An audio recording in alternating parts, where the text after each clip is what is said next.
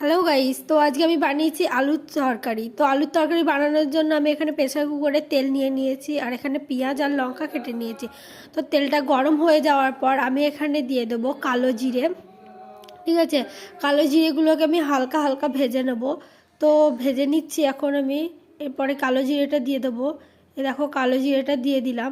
আর কালো জিরেটা যখন ভাজা হয়ে যাবে, এটা হালকা হালকা ভাজতেই থাকবে, একটু নাড়ানাড়া। এবার যখন এই কালো জিরেটা একটু হালকা হালকা মানে সেন্টটা বেরোবে, কালো জিরে একটা সেন্ট থাকে।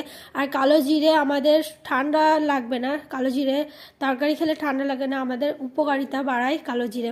তো এবার আলুগুলো দিয়ে দিলাম, কালো জিরেটা নাড়ার পর আলুগুলো দিয়ে দিলাম। এরপরে পেঁয়াজ আর কাঁচা লঙ্কা যেগুলো আমি আগে থেকে কেটে রেখেছিলাম, সেই পেঁয়াজ আর কাঁচা লঙ্কাটাও দিয়ে দিলাম।